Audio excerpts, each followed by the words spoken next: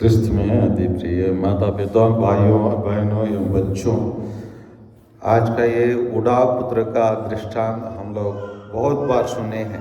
ये सुनो बच्चे, बहुत बार सुने हैं ना हम लोग, इस बात ये सुने हैं। इसमें हमको खोजना है, हम लोग कहाँ पर है।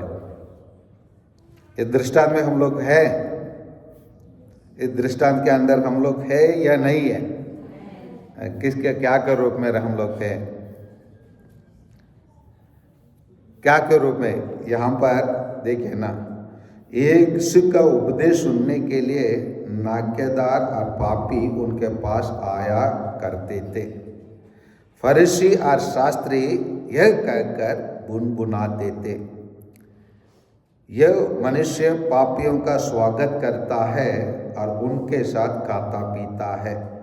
इस पर यीशु उनको यह दृष्टांत सुनाया। यहाँ कितने प्रकार के लोग हैं, प्रभु मसीह क्या हो जाएंगे फिर। यहाँ हम लोग तीन प्रकार के लोग को बातें हैं। एक है नाकेदार और पापी, दूसरा है शास्त्री और फरीसी, तीसरा कौन है, प्रभु यीशु मसीह। इसी में ये तीन प्रकार के लोग में हम कौन से कैटेगरी में हैं? अच्छा ठीक है, अधिकांश लोग हम लोग अपने आप को पापी के रूप में है ना स्वीकार करेंगे। फिर भी कुछ लोग प्रभु यीशु के समान हो सकते हैं और कुछ लोग फरीसी और शास्त्री के समान हो सकते हैं। और आइए संक्षेप में ये दृष्टांत प्रभु यीशु क्यों सुनाया।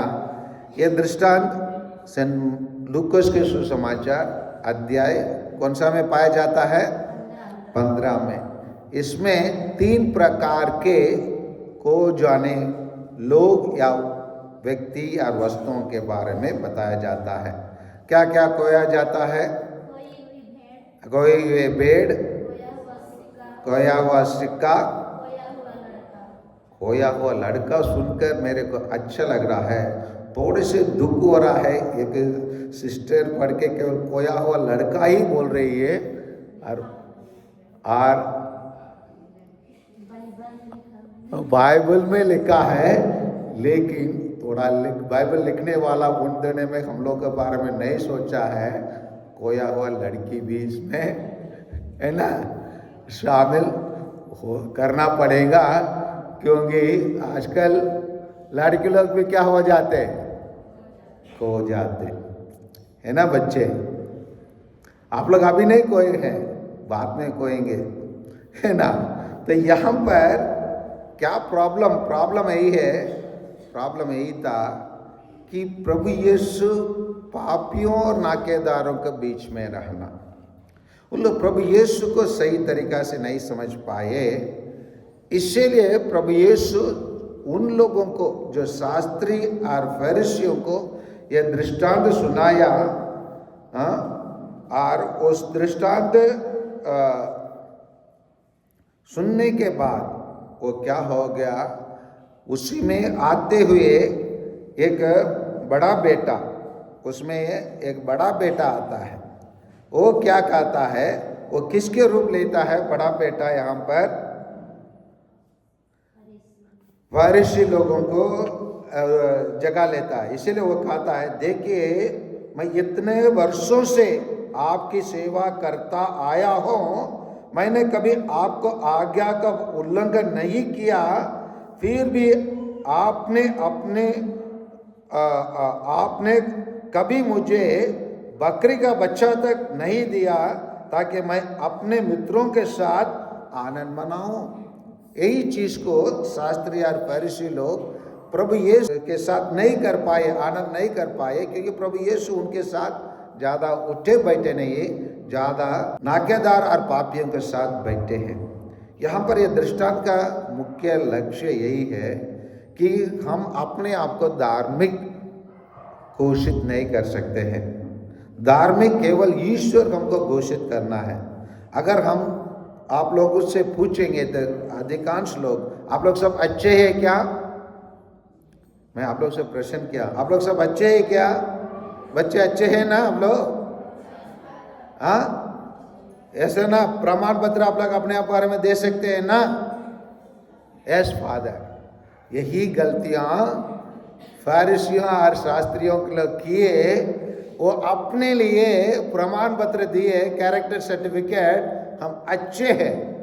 इसीलिए प्रभु यीशु बताते हैं जो प्रमाण पत्र आप लोग दे वो गलत है, हम अच्छे नहीं हैं। कौन हमको अच्छे बोलना है? दूसरे लोग, विशेषकर दूसरे लोग से ज़्यादा कौन हमको अच्छे घोषित करना है? प्रभु यीशु घोषित करना है, वो बोलना है शाबाश भले भंडारी, है ना, मेरे सेवक, तुमने अच्छे कार्य किए, चलो मेरे पिता दुनिया के प्रारंभ से तैयार किया वो स्वर्ग राज्य में प्रवेश करो, बोलना चाहिए। हम बोलने नहीं, हम डिमांड नहीं कर सकते, मैं तो ये किया हूँ वो किया हूँ, बोल नहीं सकते। उन लोगों के लिए ये सुसमाचार है, और हो सकता है ये हम प्रत्येक जन के लिए, आइए हम अपने आप को धार्मिक ना माने, परंतु उड़ा पुत्र के समान हम पिता के ईश्वर के पास जाकर मैं क्या कहूँगा, जाऊँगा और अपने पिता से कहूँगा, क्या कहूँगा, मैं आपके विरोध और स्वर्ग के विरोध पाप किया है और मैं आपके पुत्र कहलाने योग्य नहीं है, आप मुझे अपने नौकरों में एक समझ लीजिए। आइए हम प्रत्येक जन इस विचार के साथ हम इसी दृष्टांत को समझने के लिए प्रयास करें, ना शास्त्री बने, ना फरीसी बने, ना बड़ा बेटा बने, परंतु उड़ाव पुत्र बने, ताकि उनके समान हम प्रभु यीशु के पास विनम्र हृदय से जा सके और अपने पाप का क्षमा प्राप्त कर सके। आमीन।